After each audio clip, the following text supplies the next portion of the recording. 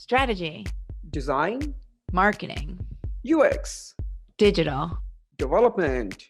This is Agencies That Build. This show is dedicated to leaders and teams that design and deploy in the digital world. My name is Jessie, and I'm a marketer and an agency owner. And I'm Varun. I'm not a marketer, but a coder and an agency partner. This show is sponsored by Together We Ship. On a mission to help agencies grow. Rock on. Here we are. Varun, my friend. How are you? I'm doing great, Jessie. How are you? How's your Good. morning? You didn't get the memo on the color of t-shirt you were supposed to wear to today's episode. I know. I'm the odd one out today, right? I know. You had pink on earlier this week. We were both brightly colored. It's good. Bringing some color into our life these days. Yeah. Let me move this over. This is epic. With a keen eye for design and deep understanding for user behavior, our guest today has mastered the art of crafting immersive and unforgettable online journeys. His expertise in user-centered design has helped numerous businesses achieve remarkable success by creating seamless interactions that resonate with their target audience. Please welcome to the podcast, dog dad, partner and president of Huemor, Jeff Gapinski. How are you, Jeff? Thanks for wearing black and being on brand. Yeah, absolutely. Thank you so much for having me on today. I appreciate it. All right. So now that I've teed up the dog dad situation, because Varun and I are both pet parents. What myth? What do you got? What's some sort of misconception, bogus strategy do you want to set the record straight on? Yeah. So I think the thought that all of us millennials have, at least, of this dog in the office concept being this like amazing thing and like super convenient, I'd say probably not on that. I mean, I love my dogs, don't get me wrong, but I think what did me in for having dogs in the office was one day I had my dog, my business partner's dog was in the office. They were normally the two stand-ins every single day. There was a third dog that got introduced in the mix, high energy. So the three of them kind of playing rough, distracting employees, that is annoying enough. But what sent it over the edge was we had a random pop-by from one of our clients. So he comes in, he's been a client of ours for a while, doesn't knock on the door, and is immediately stampeded by all three dogs at the same time.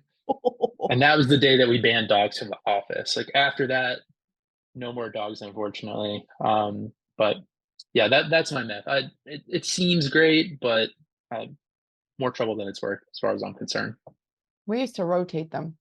Like not all dogs get along. So we would like those of us who would bring ours in, this was way pre-COVID, but we'd coordinate. Like I had an old lady who was about 80 pounds. Someone else had a puppy who was about 10.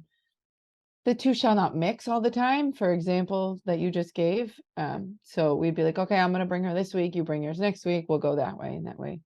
I can't imagine having a dog in the office. So in my Indian office, so I have most of the team members from India. We have, before COVID, we had an office. Now we are remote, but Indian culture is so different than we have here. Like pets, dogs, cats, they're not that common. We do have people who have pets, but I can't imagine them bringing pets to the office. Otherwise, that would create so much disruption. Not only because, well, one, of course, the time that we spend here training the dogs is so different than what they have in India. At least in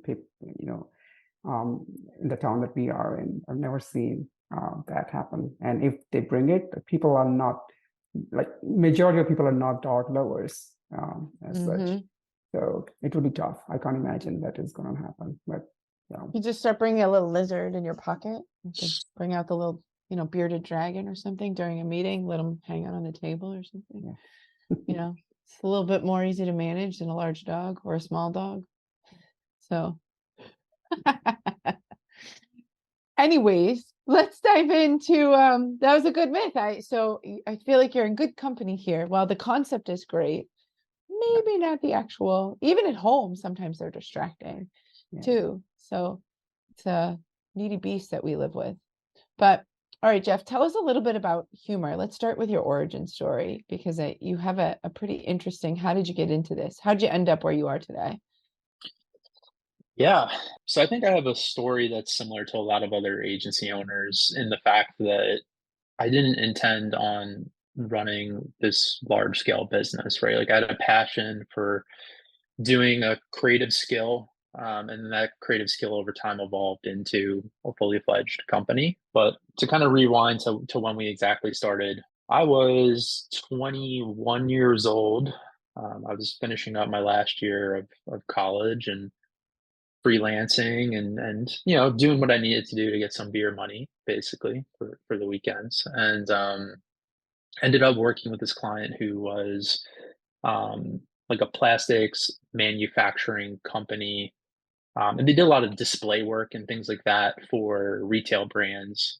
They were working with um, this cosmetics company that was in the area. They were a wholesale cosmetics company, and what they were trying to do was transition from being wholesale exclusive to direct to consumer. And this gentleman that I was working with introduced me to that company, and I had the opportunity to work on their e-commerce website. So this is, almost 13 years ago, when e-commerce wasn't as easily accessible as it is now. There weren't, Shopify sites that were dominating the space. It was a bit more complex than that. I'd never worked on an e-commerce site, but I had done enough web projects that I was able to kind of work around that. So I ended up working on this e-commerce project with this client, did a great job. And as the byproduct of working on that project, there's a lot of different ideas shared and things like that. They really kind of liked my, maybe not just design and development focus, but like focus on broader marketing and things like that. So they started to give me more and more opportunities within the business. Before I knew it, I was essentially their entire marketing department. And this was not a small company. This is a multi-million-dollar company that gave me all their work. And what I quickly found out that I was just underwater. I couldn't keep up with all the opportunities I was given. So I started to recruit some friends that I'd gone to design school with to join my team and start helping me execute on all these different various projects. Before I knew it, I had more revenue and more time being spent on this side project than I was on my actual full-time job. And it gave me the confidence to basically quit my full-time job and transition to doing humor full-time. So pretty much very end of 2011 is when we actually formed the business and made it official. And then that was kind of it from there. We've taken a lot of twists and turns from what we originally did and focused on as a company, and had to learn a lot about even just running and owning a business. But yeah, that was how we started, and it was not planned. It was not strategic by any means, but I tried to make the best of the opportunities I was given. That's so cool. You're only owner, you have partners? So I have a business partner. He's actually a very good friend of mine. We met in college, so we've known each other for almost 20 years now, which is pretty crazy. And yeah, like we've been kind of 50-50 in the business from day one. We just focus on different things within the organization. Yeah. Now, Liz, we've had a lot of people who, both perspectives of people who like starting a business with a co-founder and folks who were like, that wasn't quite for me. How do you split the responsibilities? Like, what's the yin and yang look like for the two of you? If is there a quick kind of rundown you can give just out of curiosity? Yeah. So it's evolved over time, just like the business has. But generally speaking, he focuses more on our business development, and I've focused more on our operations and delivery. Has kind of been the split between the two of us. And that is because you said you come from the background of you were the designer, or you have hands-on experience in the design or development, and that's a natural way to fit into, I think, going forward as well. I also just think personality-wise, like I am much more strategic and measured, and he's a lot more high energy, likes to get out there and connect with new people, and more spontaneous in that way. So I think that's also a big reason why we kind of settled into these different roles. Yeah. You talked about the twists and turns in your business since 2011. Let's talk about that. Tell us about, maybe was there any pivot point for you guys that made you feel that this business is legit? Now this is like real business, because you always start small. We don't know where will it go. It's kind of your story as well. As you were explaining, you did not plan to be here, where you reached, but there's always a moment during that journey where you feel, oh my God, this is getting real. This is something beyond our expectation. and now the matter of just keep it building, continue the momentum. But there's always a point where you reach, like, you're going slow, steadily growing organically, but then you get to a point where you have this realization. Did you have anything like that? So we've had a couple of those realizations over time. The first major one was when we had started out, I kind of mentioned we were doing everything for this business. So I don't know, a diner menu worth of services is what we were delivering. And I think the first major realization I had was that, not only did we not do all of those services really well, there were a bunch of things on that list that were either not profitable or things that we just simply didn't enjoy doing. So one of the first major turning points was kind of whittling away a lot of those offerings and kind of just focusing on the digital offerings that we seem to be the strongest at and was able to, make the most profitable, easiest to scale, etc. The next one of those turning points I would say was actually 2020. And that was when shit got real for, I think, a lot of businesses, right? Like, I'm sure both of you can relate with that. But 2020 was one of those moments where a lot of the learnings and training and everything that we had been building up to at that point, this was about, let's say, 8-9 years in business at that point. We had to put it into action fast in order to create a plan to weather what was going on in early 2020. So we had to make quick decisions on individuals to lay off. We had to negotiate with existing team members to temporarily reduce salaries to deal with the cash flow issues and things like that. That was a moment where, these were all really business focused decisions that needed to be made, and they needed to be made swiftly in order for us to be effective. So that was another big point. And then shortly after that, the next evolution was starting to get more international team members involved in the mix, and not just necessarily looking at our geographical location as a limit to who we can hire, but, kind of leaning into, well, there's talent everywhere and we have to be remote now anyway. So like, let's just run with it. And then that has pretty much enabled us to scale way more effectively than we ever were able to in the past, because the talent pool is just broader. And yeah, that was, I think, the last or most recent changing point in our trajectory and how we've been operating. I want to pivot a little bit, but kind of feed off what you just said in terms of talent pool and move into kind of your world, because you guys you're global in terms of your workforce, correct? I feel like we could take this conversation a bunch of different ways, but I'm going to ask a question I don't think we've asked. Why look globally? We don't ask that question often, because usually the conversation doesn't go there, but I know it's something that we talked about. Is it, and you're based in Pittsburgh, but what kind of drew that? Was it talent access? Was it cost? Was it a little bit of everything? Tell us a little bit about why. And how did you And yeah, that was going to be a team? follow-up. Because that's one of the talking points as well in these days, like when business is tough, like economy is tough, and things are not easy for many agencies. If you have done something successfully over time, it would be useful for everyone to learn how you made that work. Yeah, absolutely. So the immediate need was actually born out of talent more than it had to do with cost, although cost is a benefit, and I'll talk to that a little bit too. But the hiring pool in the United States, and we're talking like late 2020, early 2021, was kind of a mess. We found it more difficult to hire for key roles that we wanted to hire for. We found that salary demands at that point in time were astronomical, like roles that we normally would fill for one industry standard were people were asking for maybe 50% more than what that industry standard was 6 months ago.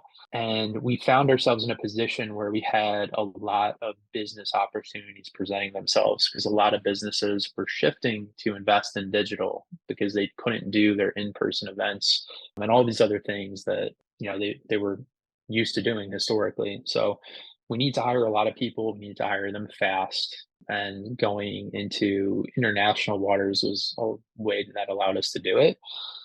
We prepared ourselves a couple of different ways. Like one, we had been building a knowledge base of systems and processes for years. So we had a lot of that already in place for the team that we had at the time. So that was kind of all settled. I reached out to other agency owners directly that I knew had international team members and kind of picked their brain in terms of what they were doing to acquire those team members.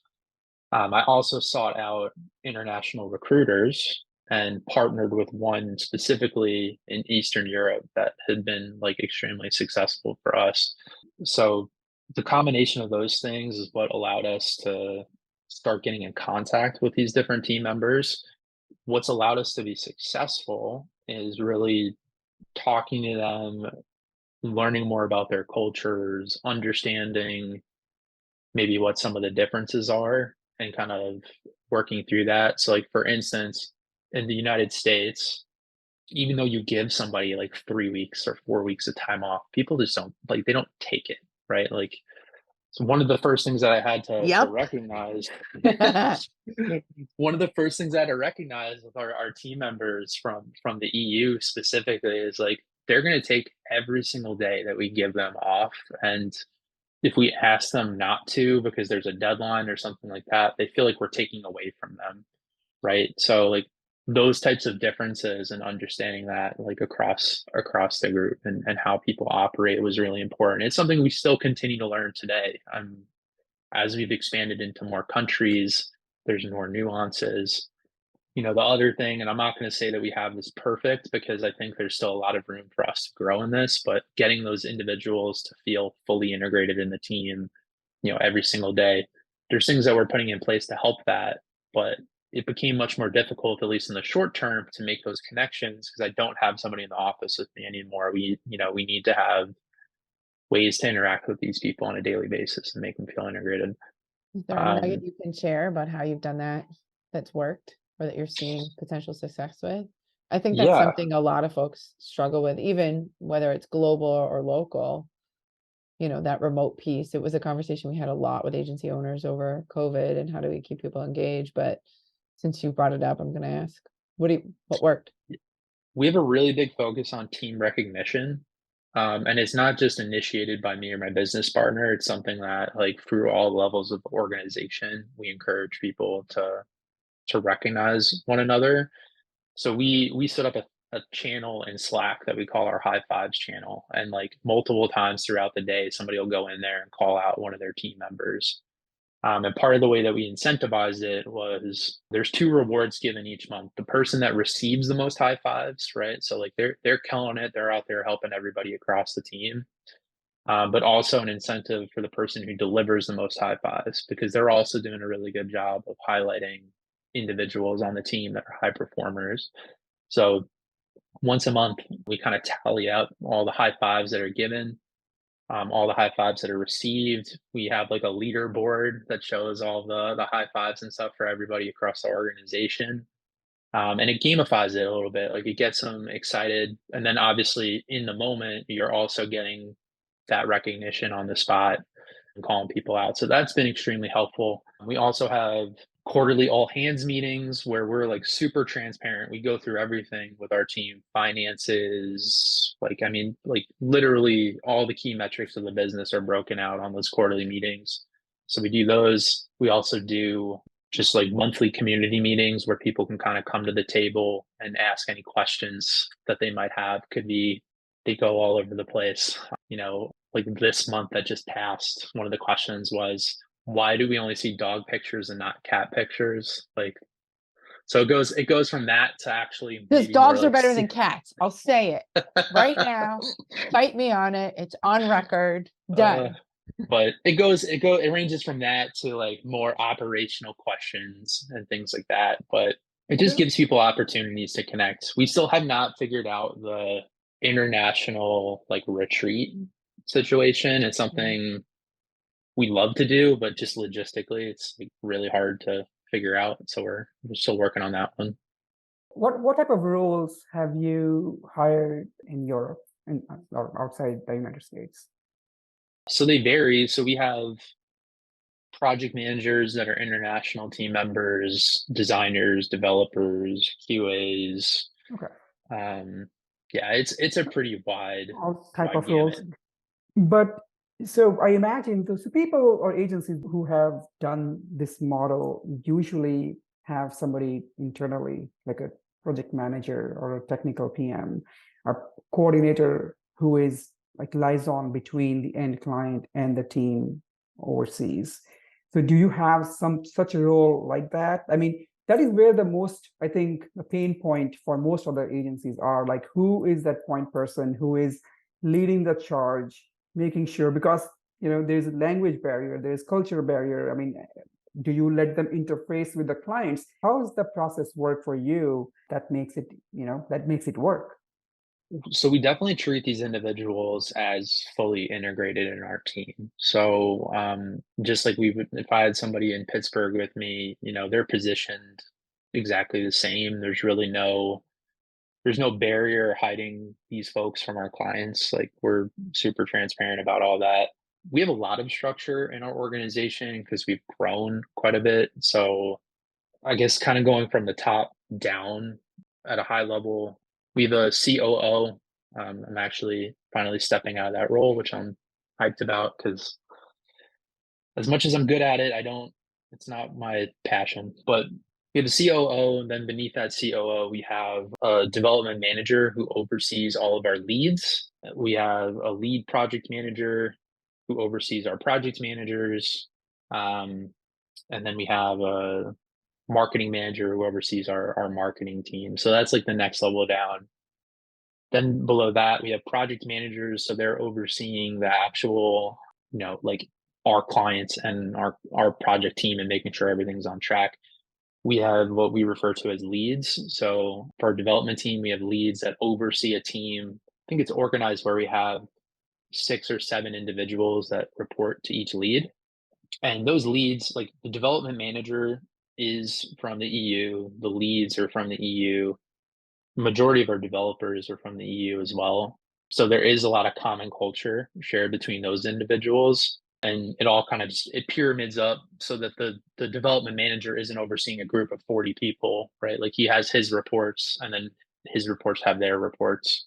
And that's proven to be really effective for how we communicate. We're a EOS run organization. So we at all the different department levels have L10s and things like that they participate in that kind of helps keep things organized as well. That's awesome. One last question on this front. Many people have asked me before, but I don't know what's the best way to answer it. But usually, when you position yourself as a US-based agency and you and the client know that you have a global team, you have a team overseas at a much lower cost to you, do they ask you for a better rate? Because for the cost, like what price that you charge them for, with an argument that you have an offshore team for me, why am I being billed for the same rate that with a similar person here? How do you respond to that?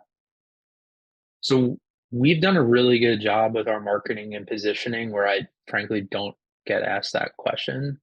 Most people before they even reach out to us know that our projects are high 5 figures to 6 figures. So that expectation is set. But if I was asked that question, I think my answer would be you're receiving the same quality of work at the end of the day, regardless of where the team is positioned. And for us, at least, we pay way above what market rate is for all of our international team members. So there isn't as big of a disparity between our US team and our international team when it comes to compensation. So there is a cost benefit, but it's not, some agencies, they might be getting 70% more profit on their international team. Like we're not in that category. We maybe are at 25% as a difference. Makes sense. I feel like we could dig into this and talk about it forever because I think it's one of the things like, we've talked to so many agencies and you really are thinking about growing this team as a global team, in a true sense, regardless of how the employment status is, the way that you've approached it from a cultural standpoint is really with a global mindset behind it. And it's kind of refreshing to hear, to be perfectly honest with you. You know, everybody does it a little bit differently, but I like how you've described how you integrate them and the eye for culture behind it too. It's a conversation we have frequently. So thank you for sharing that. I want to ask you kind of different question that I don't know if we prepped you on, but I'm going to ask it anyways. Are you ready? Sure. No, joking aside, like the other question we love to ask folks is, where do you hang out? Where do you find information? What are the types of pubs you're reading? What are the groups? I know you're EOS run, and I know they have a big community there. You know, outside of that, where are you getting inspiration? Where are you consuming stuff? Oh man, I consume a lot of stuff. I'm like a big I'm like one of the most boring people because like I'll work out and instead of actually listening to music, like I'm listening to podcasts or an audio book or something. Like I always try to maximize my time, right? Well, Like what if are you I listening to right now then? What's the so Alex Hormozy, I don't know if you're familiar with him. He just dropped a book called $100 Million Leads. So I am sounds good. Where do we get that? he actually so he has it on his podcast right now for free, believe it or not. Like he literally released the entire audiobook for free on his podcast, which was pretty crazy. I ended up buying the book anyway because he's if you're not familiar with him, I definitely suggest checking him out. He puts out just so much stuff that's extremely high value that you would pay thousands of dollars for free. So his perspective on things has actually influenced a lot of our marketing as well. Like if you go to our website and you check it out, like you're going to see things that are probably not commonplace on a lot of agency sites in terms of guarantees that we offer or what our value proposition is and things like that. So that's a book I'm listening to right now. I really enjoy listening to the Agency Mastermind Institute with Drew McKellen and his podcast. Like I listen to a lot of his stuff. Jason Swank also has a podcast that's pretty good to listen to that's focused on agencies as well. For a second, I thought you were going to say agencies that build podcasts. I was gonna make that same joke. Well, that one's on my rotation now too. As it should be. Aside, I don't know. There's so many different things. Like There's a few I don't good know. nuggets. I'm always consuming stuff that relates to mainly marketing and business because those are the areas that I'm most interested in. I'm believe it or not, like a lot less, even though my background was in more of like the tech and design field, I focused on so much of that for so long, I got burnt out on it. So now my like focus has kind of shifted to these other things. It happens. Where do you, so this is all the content that you consume through podcasts and books, but do you do any networking? So from as a business owner, what do you do to keep the leads flowing in?